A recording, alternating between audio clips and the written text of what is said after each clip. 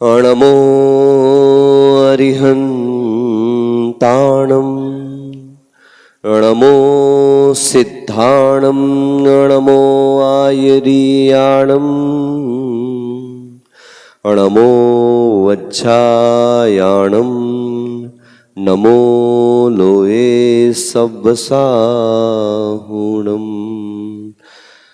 अखण्डमण्डलाकारं व्याप्तं येन चराचरं तत्पदं दर्शितं येन तस्मै श्रीगुरुवे नमः। तस्मै श्रीगुरुवे नमः। हे भद्रबाहु निर्ग्रंथ महान योगी सेवा प्रवीण अतिशय हे ध्यान योगी आचार्य वर्य विपुल सागर शेषरत्न विपुल प्रभावक मुनीन्द्र नमोस्तु तुभ्यं। पंच परमेष्टि भगवान की जय। मूला एक श्री 1008 चैतन्य चमत्कारी चिंतामणि पार्श्वनाथ भगवान की जय। संगस्य मूला एक श्री 1008 अजितनाथ भगवान की जय। श्री 1008 धर्मनाथ भगवान की जय। चारित्र चक्रवर्ती प्रथम आचार्य श्रमण कुल पितामह गुरुवर्षि शांति सागर जी मुनि महाराज की जय। परम पूज्य तृतीय पट्टाचार्य श्री धर्म सागर जी महाराज की जय। परम पूज्य षष्ठम पट्टाचार्य श्री अभिनंदन सागर जी महाराज की जय। सरल मना समाधि साधक आचार्य श्री विपुल सागर जी महाराज की जय। साक्षात विराजमान आचार्य श्री भद्रबाहु सागर जी महाराज की जय। अहिंसा परमो धर्म की जय। द्वादशांग जिनवाणी माता की। बोले परम पूज्य गुरु और मुनि श्री 108 भाव सागर जी महाराज की जय।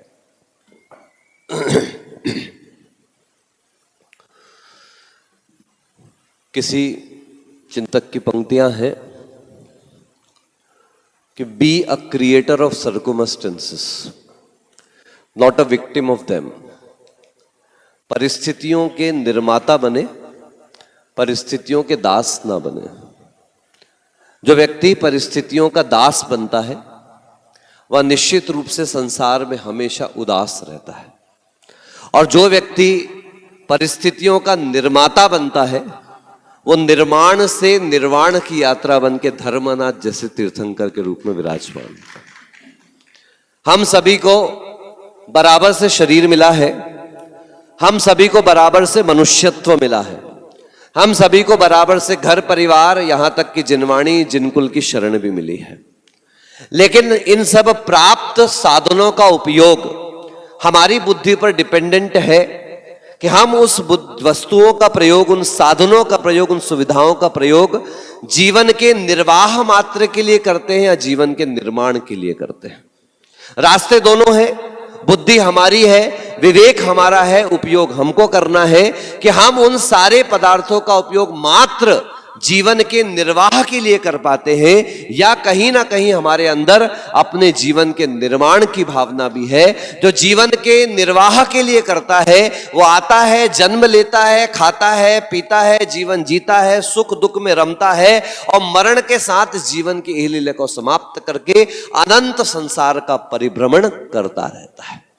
और जो व्यक्ति जीवन की मूल्यता को समझ पाता है, अपने जीवन की उपयोगिता को समझ पाता है, अपने अंदर की योग्यता को पहचान पाता है, वो जीवन का निर्वाह भी कर लेता है और जीवन का निर्माण भी कर लेता है, और उसी निर्माण के फलस्वरूप वो कालांतर में कभी ना कभी निर्वाण की परंपरा को भी प्राप्त अवश्य कर पाता है।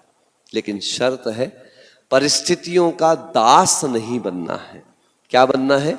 परिस्थितियों का निर्माता बनना है। दुख तीर्थंकरों को भी आया है, तकलीफें अरहंतों को भी आई है। दुख और परेशानियों का रास्ता 24 के 24 तीर्थंकरों का जीवन चरित्र जब आप पढ़ते हैं तो आपको ज्ञात होगा कि परेशानियां तो उनके जीवन में भी आई हैं। लोग हम लोगों के पास आते हैं और आकर के हमसे पूछते हैं कि भगवान महाराज जी आपको वैराग्य कैसे हुआ? सब पूछना चाहते हैं, सब पूछते हैं, यही बात दूसरों से पूछी जाती है। हम तो साफ साफ कह देते हैं भैया क्या करोगे हमारे वैराग्य का कारण जानकर? तो कहते महाराज हो सकता हमारे जीवन में भी वैराग्य घटित हो जाए। हम कहते हैं आपके जीवन में तो कभी घटित होने वाला है ही नहीं। ऐसा क्यों महाराज? भैया सरस्वती भंडार भरा पड़ा है तीर्थंकरों के वैराग्य के कारणों से, है? पुस्तकों के पेज फटे जा रहे हैं पढ़ पढ़ करके, किताबें पुरानी हो गई हैं घिस घिस करके। उन शास्त्रों में, पुराणों में, ग्रंथों में लिखा भरा पड़ा हुआ है क्या कि तीर्थंकरों को वैराग्य कैसे हुआ? अरे पेड़ में पत्ता आया, झड़ गया, वैराग्य हो गया। आसमान में बादल आए, छट गए, वैराग्य हो गया। पत्तों के ऊपर ओस की बूंदें जमी, वो अलग हो गई, वैराग्य हो गया। एक बाल का सफेद टुकड़ा दिखाई दे गया, तीर्थंकरों को वैराग्य घटित हो गया। कांच में, दर्पण में आईना देख लिया, उनको वैराग्य हो गया। यहां उल्टा है, यहां हमने बता दिया कि दर्पण देख के वैराग्य हुआ, तो आदमी और दर्पण के सामने खड़ा हो गया, बोले शायद हमको वैराग्य हो जाए। कितने कारण चाहिए आपको? प्रकृति रोज आपको मैसेज कर रही है। कभी दाढ़ में दर्द करा के मैसेज कर रही है, कभी दांत में दर्द करा के मैसेज कर रही है, कभी बाल झड़ता हुआ दिखा के मैसेज कर रही है, कभी बाल को पका करके मैसेज कर रही है। लेकिन क्या हुआ? प्रकृति ने कितने भी संकेत दिए बंधुओं, आप लोगों ने प्रकृति के संकेत को बदलना सीख लिया है। दांत पुराने होते हैं, सड़ जाते हैं, खराब हो जाते हैं, आप नए लगवा लेते हो। बाल झड़ने लगते हैं, आप विग लगवा लेते हो। बाल सफेद हो जाते हैं, आप डाई करवा लेते हो। आपने तो प्रकृति के भेजे हुए हर मैसेज को परिवर्तित कर दिया। जो प्रकृति के संकेत को बदलना सीख जाता है उसके जीवन में बदलाव कभी भी नहीं होता। किंतु जो प्रकृति के संकेतों के अनुसार स्वयं को बदलना सीखता है उसी के जीवन में वैराग्य जैसी महान घटनाएं संपन्न हुआ। सोचिए, विचार करिएगा। देखो हमारा जीवन कितना अच्छा, लोग बाल बाल बाल बाल करते, हमारा बढ़िया है। बाल हो, बोलो अच्छे से बोलो। संजू भैया क्या हो गया? जन्मदिन निकल गया तो बोलोगे भी नहीं क्या? है बोलो, बाल हो तो नाई चाहिए, झरने लगे तो दवाई चाहिए, सफेद हो जाए तो डाई चाहिए। बड़ा घोटाला है। बाल हो तो नाई चाहिए, सफेद हो जाए तो डाई चाहिए, और झरने लगे तो देखो महाराजों का कितना बढ़िया है। न नाई, न डाई, न दवाई, न लुगाई, न बेवाई, न कोई लड़ाई। सारी लड़ाइयां हुई हैं आपकी इन्हीं आई के चक्कर में। किसके चक्कर में? बोलो किसके चक्कर में? किसके चक्कर में? किसके चक्कर में? कल का प्रवचन याद है कि नहीं है? I want piece. बोलो, गुरुदेव ने कहा भाग यहां से तोड़ना सीख। क्या सीखना है? बोलो ना। कल का प्रवचन भूल गए क्या? आप भूलते हो, हम नहीं भूलते कि कल हमने क्या कहा था, क्योंकि हमको तो हिसाब किताब रखना पड़ता है भैया। तो सारी झगड़े की जड़ आई। वो गुरुदेव कहते बेटा प्रश्न का जवाब तेरे पास है, तू तोड़ना सीख जा। क्या तोड़ना है? तो कहता है आई वॉन्ट पीस। गुरुदेव कहते हैं बेटा where there is I, where there is want, there will never be peace attained। जहां पर अहंकार का आई है, जहां पर इच्छाओं का वांट है, वहां पर कभी भी पीस यानी कि शांति संपन्न हो ही नहीं सकती। ये दो ही चीजें, एक आई और एक वांट, एक इच्छा और एक अहंकार। संसारी प्राणी की स्थिति है क्या? संसार में मनुष्य को सबसे ज्यादा बुद्धिमान प्राणी कहा गया। मानते हो कि नहीं मानते अपने आप को? आओ, हमसे ज्यादा होशियार है कौन? हमसे ज्यादा बुद्धिमान है कौन? हमसे ज्यादा ज्ञानी है कौन? ये मानकर सारा संसार बैठा हुआ है, और इसी मान में, इसी अहंकार में वो दूसरों को नीचा दिखाने से भी नहीं चूकता। बंधुओं, ये विचार करने योग्य बात है कि हम जिस अहंकार को लेकर के घूम रहे हैं, जिस शरीर को, याद रखना जिस दिन प्राण निकलेंगे ना, इस समाज के लोग आकर के क्या कहेंगे? उठाओ। अभी जो पापा कह रहा था, चाचा कह रहा था, नाना कह रहा था, अंकल कह रहा था, दादा कह रहा था, जिस रूप रंग का अहंकार, जिस धन संपत्ति का अहंकार और सारी चीजों का अहंकार आप लेके बैठे थे, यही समाज वाले जो आपको उठाते थे वही आपके घर में उठाने के लिए पहुंचेंगे और कहेंगे उठाओ। ज्यादा देर नहीं, मतलब जो समाज में उठा रहे थे, अभी कह रहे थे ना सुरेंद्र जी सुबह को, हमारा जैम है जैम, यही इस जैम को आएंगे और लेकर के जाने के लिए तैयार हो जाएंगे। सावधान रहियो, पड़ोसी आग लगाने वाला है। कोई अमेरिका से नहीं आएगा आपके लिए आग लगाने वाला, कोई पाकिस्तान से नहीं आएगा आग लगाने वाला, कोई यूरोप अफ्रीका से नहीं आएगा। ये हमारे ही लोग जिनके साथ बैठ बैठ के गाना गा रहे हो ना खूब, जन्म जन्म का साथ है हमारा तुम्हारा हमारा, इन्हीं में से लेके जाने वाले हैं, इन्हीं में से लगाने वाले हैं। आप सोचिए, विचार करिए कि किसके लिए तुम मर रहे हो और जी रहे हो। इसलिए बंधुओं, परिस्थितियों के दास नहीं, परिस्थितियों के निर्माता बनिए। ये विचारणीय बात है कि हम लोगों ने आज तक परिस्थिति को बदलने की कोशिश करी है। किसको बदलने की कोशिश करी है? बोलो ना। हम लोग परिस्थिति को बदलने की कोशिश करते हैं, और हमारे तीर्थंकरों का जीवन चरित्र पढ़ो तब पता चलेगा हमारे तीर्थंकरों ने कभी किसी परिस्थिति को परिवर्तित नहीं किया, परिस्थिति को बदलने की कोशिश नहीं करी, उन्होंने अपनी मनः स्थिति को परिवर्तित किया। किसको परिवर्तित किया? परिस्थिति तो जो थी वो है और वो रहेगी, बदलना किसको है? आपको अपने मन को बदलना है। ये याद रख करके चलना कि सरसों का दाना जिनके बिस्तर पे चुभता था, मोक्ष के प्रेमी हमने कांटों पे चलते देखे। बताओ, सरसों का दाना जिनके बिस्तर पे पड़ जाए, सरसों कितना सॉफ्ट होता है, मुट्ठी भर सरसों आप ऐसे रगड़ लो आपको पता भी नहीं चलेगा, इतना नरम वो सरसों का दाना हुआ करता है, इतना मुलायम हुआ करता है और हर तरफ से एक सा हुआ करता है। ऐसा वो सरसों का दाना भी जिन सुकुमाल के कहां चुभ जाता था, बिस्तर पे डल जाने पर उनके तन पर चुभ जाया करता था, उन्हीं को जब शरीर के प्रति ममत्व समाप्त हुआ, उनके मन की परिस्थितियां बदली, वही कांटों पर भाग रहे हैं, शरीर से खून बह रहा है और पूरा पूरा बदन तप रहा है, लेकिन उसके बावजूद भी उन्हें कोई फर्क नहीं पड़ रहा। बोलो, उन्हें शरीर बदला था कि वही था? वही शरीर जो सरसों का ताना चुभ रहा था, वही शरीर है जिस पर कांटे चुभ रहे हैं तो पता भी नहीं चल रहा है। इसलिए चिंतक कहते हैं, भैया मान लो तो हार है और ठान लो तो जीत है। ये सारा का सारा खेल इच्छा शक्ति का है, ये सारा का सारा खेल विचार शक्ति का है। हमने जैसी सोच का निर्माण कर लिया है, हमारा जीवन बिल्कुल वैसा ही बनना प्रारंभ हो जाता है बंधुओं। इसलिए हम लोगों को अपनी सोच को पक्का करना है। हम जब तक अहंकार की हवा भर करके रखे रहेंगे, तब तक हमें कभी सत्य का दिग्दर्शन होने वाला नहीं है। आज हम लोगों का सौभाग्य है, भगवान धर्मनाथ के मोक्ष कल्याणक का आज अवसर आपको आचार्य भद्रबाहु सागर जी महाराज के सत्संग सानिध्य में मनाने का अवसर प्राप्त हुआ है। और इसमें भी बड़ा सौभाग्य है, ऐसे तो आपका दुर्भाग्य है कि गुरुदेव का स्वास्थ्य ठीक नहीं है, उनका शरीर की अनुकूलताएं नहीं है, लेकिन सोचिए इसके बाद भी साधुओं की करुणा, कि उसके बाद भी आपके बीच में आकर के बैठे हैं, तो उनकी करुणा का यह हमें ध्यान भी रखना चाहिए कि अगर आज वो हमारे बीच में इस समय को लेकर के बैठे हैं, तो हम अपने समय का उतना ही सदुपयोग करें, उसको समझें और कम में समझने का पुरुषार्थ करें। आज इतना ही हम रखेंगे, आगे फिर आपसे मिलेंगे और आगे की बात करेंगे। आज भावना करते हैं कि समय की अनुकूलता बनाकर आचार्य महाराज अगर हमारे बीच में बैठे हैं तो उनकी वाणी सुनने का लाभ।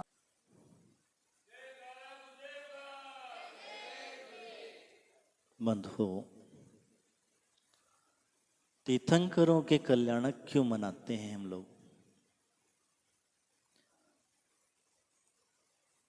24 के 24 तीर्थंकर,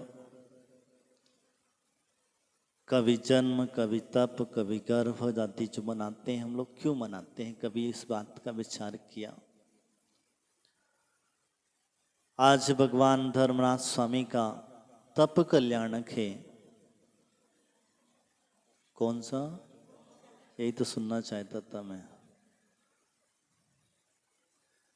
तुम लोगों को क्या याद है ये चीज सुनना चाहता। मैंने बीच में एक दिन पहले कहा था कि मैं जो कह रहा हूँ वो आप सही है गलत है, आप कितना निर्णय जल्दी करते हो। आज भगवान का मोक्ष कल्याणक है और धर्मनाथ भगवान अयोध्या के पास रोनाही गए हो तुम लोग? रोनाही उसका नाम पड़ा रत्नपुरी। रोनाही का नाम पड़ा रत्नपुरी। ध्यान समझिए का पूर्व नाम उसका रतनपुरी था, लेकिन अभी उसको रोनाही के नाम से जाना जाता है। अयोध्या के पास में रतनपुरी जो है, वहां पर जन्म लेकर के और मोक्ष कहां से पधारे? शम्य शिखर से। भगवान के कल्याणकों को मनाने का उद्देश्य हमारा है कि एक ना एक दिन हमारा भी कल्याण हो जाए। लेकिन बात शर्त इतनी है, तुम लोग क्या करते हो? मनाना तो ऐसे तो नहीं है। बताओ, जब भगवान का गर्भ कल्याणक हुआ होगा तो सौधर्मिंद्र आदि सुम्य दृष्टि देव कितनी धूमधाम से मनाता है। यहाँ तो बस देखा कि अभिषेक करने वालों की लाइन लगी, अर्घ्य चढ़ाने वालों की लाइन लगी। बड़े आनंद के साथ में जब हम चढ़ाते हैं, अर्घ्य आदि चढ़ाते हैं, पूजा आदि करते हैं, तो हमें उस परम पद को प्राप्त कराता है। पूजा तो हम नित्य प्रतिदिन करते ही करते हैं, ऐसा तो नहीं है। किसी भी तीर्थंकर की देख लो, जिसकी भी आप पूजा करते हैं, पूजा तो करते हैं, लेकिन वास्तविकता में जब देखा जाता है कि हम गर्भ जन्म तप आदि मोक्ष कल्याणक आदि मनाते हैं, तो एक एक कल्याणक के पीछे की घटना क्या है इसको याद जरूर करना। जब उसे मना रहे हो तो जन्म का वैभव क्या था, थोड़ा सा विचार कर लेना। 5 मिनट 10 मिनट थोड़ा सा चिंतन करना चाहिए और उसका थोड़ा सा वैभव हमें उसी तरीके से भावना भानी चाहिए, तो हमें समझ में आएगा कि हाँ, भगवान का जन्म इस प्रकार से हुआ था। अब तुम क्या मनाते हो? जन्म कल्याण कहाँ मनाते हो? कहाँ मनाते हो? हाँ, बोलो तो सही। मंदिर में। भगवान का जन्म कहाँ हुआ था? सच बताऊं? हाँ, भगवान का जन्म कहाँ हुआ था? भगवान का जो महल था वो 7 खंड का महल था। कितना? आपने कभी कुंडलपुर वगैरह गए? माता जी ने बहुत सुंदर, हाँ, अरे भगवान, इसीलिए तो समस्या खड़ी हो जाती है।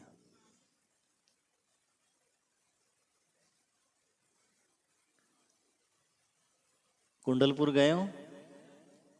कितना सुंदर महल बना है कि नहीं है? है ना? तो भगवान का जन्म कहाँ हुआ था? भगवान का जन्म कहाँ हुआ था? महल में हुआ था। तुम कहाँ मनाते हो? अब एक महल बनवाना पड़ेगा फिर। अब सुरेंद्र जी, एक महल बनवाइए भगवान के लिए। इतने बड़े भगवान तुम मंदिर बनवा रहे हो तो महल भी जरूरी है। कह रहे सुरेंद्र जी, महाराज जी आशीर्वाद दे दीजिए, वो भी काम हो जाएगा। बहुत अच्छी बात है, भावनाएं ऐसी ही होना चाहिए। वास्तविकता में भाव हमारे बहुत उत्कृष्ट होना चाहिए। जब हम जन्म की विभूति देखेंगे तो हमारे जन्म का नाश अवश्य हो जाएगा, क्योंकि ये तीर्थंकरों के जन्म कल्याणक का महत्व है और इनका जन्म वापस नहीं होगा। इसलिए हम जन्म कल्याणक मनाते हैं, तप कल्याणक मनाते हैं। कभी विचार किया? महाराज जी ने भी बताया कि उन्होंने किसी को दर्पण देख करके, किसी को बादलों को देख करके, किसी को सूखा पत्ता देख करके, किसी को बूंदे आदि देख करके, बादलों को तो आदि आदि उनके छोटे छोटे वैराग्य में जीवन उनके रहे। छोटा सा निमित्त एक मिला कि उन्होंने अपने जीवन में वैराग्य को उत्पन्न कर लिया। और हमारे जीवन में तो इतने वैराग्य के कारण सामने सामने मिलते हैं, हमें इतने वैराग्य के कारण मिलकर के भी हम उस वैराग्य के कारणों पर ध्यान नहीं देते हैं। और नहीं देने के पीछे रीजन क्या है? ये मोही जीव जहां चला जाता है वहीं का हो जाता है कि नहीं? जिस गति में चला जाता है उसी गति का हो जाता है, जिस पर्याय में चला जाता है जिस उसी पर्याय का हो जाता है। उसे याद नहीं है कि पूर्व भव में मैंने कैसे कैसे कष्ट उठाए थे, कैसे कैसे दुखों को स्मरण किया था, कैसे कैसे दुखों से मैं अपने जीवन का यापन किया था, उसे कुछ भी याद नहीं है। लेकिन यहां आकर के वो सब भूल गया। छेडाला में आप लोग पढ़ते हो नरकों का वर्णन। प्रतिक्रमण तो सब लोग रोज करते हैं, लेकिन प्रतिक्रमण करने के भावों को कभी विचार किया? एक दिन ऐसा संकल्प किया कि मैं 1 इंद्रिय 2 इंद्रिय 3 इंद्रिय आदि जीवों को नहीं मारूंगा। विचार किया कि आज मैं 1 इंद्रिय जीवों की हिंसा नहीं करूंगा, 2 इंद्रिय की नहीं कर, 3 इंद्रिय आदि की नहीं करूंगा। प्रतिक्रमण पढ़ ले, बस क्या करना, पापों का प्रक्षालन हो गया। ऐसा ही कुछ है। कभी कभी चिंतन करना चाहिए। तप कल्याणक की जब चर्चा करते हैं तो भगवान का जो तप कल्याणक होता है, वो तप यानी कि जो अपने आप को तपाने की बात करते हैं, वो ऐसे निकलते हैं कि किसी से वापस पलट के मिलने की जरूरत, फिर उन्हें परिवार से, रिश्तेदारियों से, रिश्तेदारों से, तुम जैसे श्रावकों से भी कोई लेना देना ना। उन्होंने सीधा मौन ले लिया। क्यों लिया? क्योंकि तुम अपना रोना पहले पहुंच जाते हो। जैसे आज 2 दिन से पता चल गया कि महाराज की तबीयत ठीक नहीं था, हर व्यक्ति आकर एक ही बात पूछ रहा है, महाराज क्या दिख रहा है? आप सोचो, विचार करो, अपना चेहरा जब आईने में देखते हो और आईने में देखने के पश्चात आपको पता है कि मेरे चेहरे पे दाग हो गया है, मेरे चेहरे पे काली मान लग गई है, मेरे 2-4 दांत टूट गए हैं, मेरी आंख खराब हो गई है, मैं असुंदर दिख रहा हूं, तो उसके लिए क्या करते हो? उपाय करते हो ना। तो महाराज बीमार हैं तो फिर क्या करना चाहिए? तो पूछना चाहिए कि व्यवस्था करनी चाहिए। तो ध्यान रखना, देखने के बाद भी अगर तुम वैयावृत्ति नहीं कर पाते हो, अगर तुम सेवा नहीं कर पाते हो, हमारे आचार्यों ने कहा है रोगी, वृद्ध आदि जो ऐसे जीवों, साधु जन होते हैं जो चल करके आए हैं, थक गए हैं, ऐसे साधुओं की वैयावृत्ति करोगे तो तुम्हें पुण्य मिल जाएगा। जो हष्ट पुष्ट हैं, बढ़िया निरोगी हैं, और जा जा करके तुम उन्हें दबाया होगे तो क्या हुआ? रोगी गिलान आदि जो कहे हैं, और भैया वृत्ति भी ऐसी होती है, पता है तुमको? तुम अगली भैया वृत्ति का महत्व ही नहीं समझ पाए हैं। हम तो सिर्फ पूछते हैं साधुओं से, तो क्योंकि बस पूछने से काम नहीं चलता। साधु कोई भी नहीं कहता, कहता क्या? हाँ, साधु कोई भी नहीं कहता मैं बीमार हूं। आपने जितने लोगों ने भी पूछा, उसको एक ही जवाब मिला, मैं ठीक हूं। क्या जवाब मिला? आप क्या करोगे? अब क्या करोगे बताओ? नारायण श्री कृष्ण को तीर्थंकर प्रकृति का बंध ऐसे ही नहीं हो गया। कैसे हुआ पता है? ऐसे ही नहीं हो, पूछने से नहीं हो गया। उन्होंने जैसे ही देखा मुनिराज बीमार हैं, अस्वस्थ हैं, उनको रोगों ने घेर रखा है, चुपचाप वैद्य को बुलाया, औषधि मुझसे पता करी, वैद्य से कहा मुझसे मिलना, महाराज के पास जाके नहीं मिलना। तुम वैद्य को लाते हो, वैद्य आकर के हमसे ही पूछता उल्टा, महाराज आपको क्या बीमारी है, अब मैं उसे क्या बीमारी बता दूं। ऐसे वैद्य को नहीं लाया जाता। जिसको नॉलेज ना हो,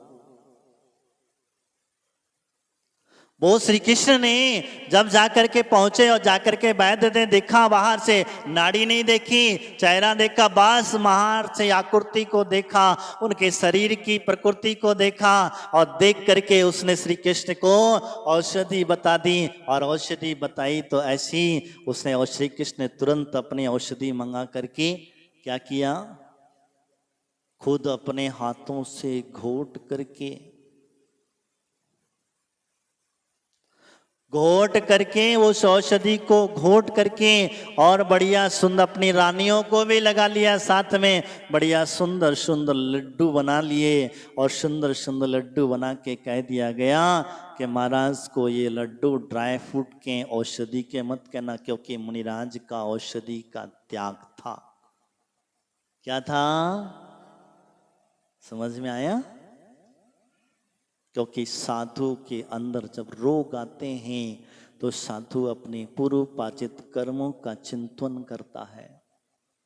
क्या करता है?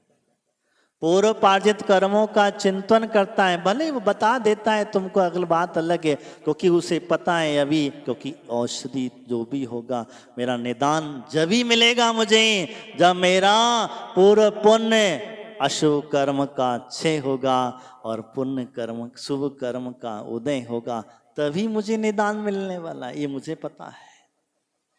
बस शर्त इतनी है कि उसे कैसे सहन कर सकेगा, वो कैसे उस सुख के समझ सकेगा। और जब वो समझ लेता, शरीर है मेरा बीमार पड़ा है, मुझे कोई लेना, लेकिन मेरी आत्मा बीमार नहीं होना चाहिए। मुनिराज को औषधियां खिलाई, 4 महीने महाराज रहे, आराम से स्वस्थ हो गए। किसने दी औषधि? किसने दी? हाँ, जिन घरों में शुद्ध भोजन बनता था, जहां मुनिराज पढ़ाए जाते थे, उन घरों में जो लड्डू पहुंच जाते थे, पहले ही पहुंच गए थे, वो लड्डू जब भी मुनिराज आते, एक लड्डू उनको खिला दिया जाता था और मुनिराज स्वस्थ हो गए। यही कारण होता है बंधुओं। तो इसलिए साधु जनों से पूछने से अपेक्षा उपचार करने का पुरुषार्थ करना चाहिए। मैं आपसे कह रहा था, तप कल्याणक की बात भगवान जब तप से बनते हैं, तप के अंदर उठते हैं, तो तुम्हारी पंचायत ना सुनना पड़े, तुमसे फालतू की वार्तालाप ना करना पड़े, क्योंकि तुम बड़े मोही प्राणी हो। क्योंकि महाराज ना बोले तो परेशानी, और बोले तो भी परेशानी। तो इसलिए भगवान ने सोचा विचार किया, बड़ा चिंतन किया होगा, उन्होंने दीक्षा लेते ही मौन होगा, धन्य थे। क्या हुआ? तुरंत मौन हो गए, उन्हें क्या कोई लेना देना नहीं, और उन्होंने वही मौन का फल निकला। इतना मौन की ताकत निकली, उस मौन का प्रभाव था कि उन्हें केवल ज्ञान प्राप्त कल कर्मों की। क्योंकि जब तक हम बोलते रहेंगे तब तक तो बहुत कुछ हमारा राग उद्देश्य पनपते रहेंगे।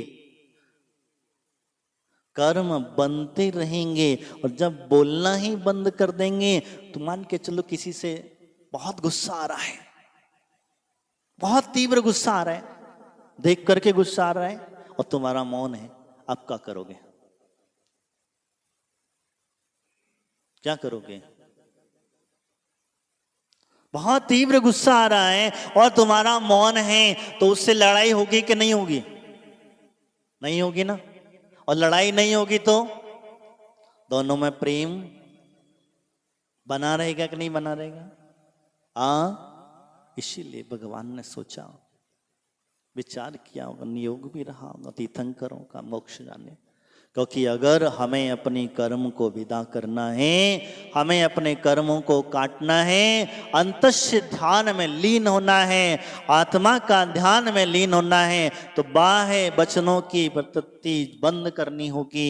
बाह्य वचन निकालना बुदल वर्णाए हैं, इन्हें मौन ले लिया और यही कारण बना कि वह केवल ज्ञानी हो गए।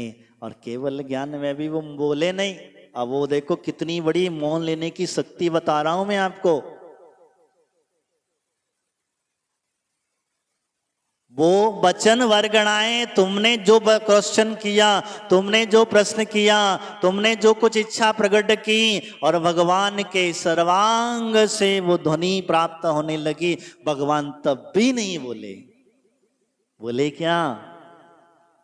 तुमने जैसा चाहा, तुमने जिस प्रकार से चाहा, तुम्हारे जो भी जिज्ञासाएं थी वो पूछी, वह भगवान हमारे अपने सर्वांग से वह दिव्य देशना देने लगे और बड़े आनंदित। बताओ कितनी बड़ी शक्ति कि ना बोल करके भी, और हमें वचन सुनाई दे रहे हैं, हमें श्रवण हो रहे हैं, हमें समझ में आ रहे हैं और आनंदित कर रहे हैं। ऐसी रसपान, जिनवाणी का रसपान करा रहे हैं। वास्तविकता यही होता है। उस मौन की शक्ति का सार था। और जब अंत समय आया तो भगवान ने कहा, अब ये भी छोड़ो, समूषण का विघटन छोड़ो, इसे छोड़ करके जो मुनिराज उनके साथ मोक्ष जाने वाले थे उनको लेकर के अंतस्य ध्यान में लीन हो गए और वो अब अंतिम सिद्ध शिला को प्राप्त हो गए, मोक्ष शिला को प्राप्त हो गए। अब वहां से कभी वापस लौट करके आना, तुम यही ध्यान रखना। वैराग्य के कई कारण मिले और मोक्षता को प्राप्त हुए। ऐसे धर्मनाथ भगवान हम सभी को धर्म मार्ग पर लगाए रखें। हम लोग सभी धर्म मार्ग पर चलते रहें। यही भावना बातें हैं कि प्रभु आपका जैसे मोक्ष हुआ, हम सभी को भी मोक्षता की प्राप्ति हो। इन्हीं भावनाओं के साथ बोलिए धर्मनाथ भगवान की, आचार्य गुरुदेव पुल सागर जी महाराज की, द्वादशांग जनवाणी माता की। कल जी शुद्ध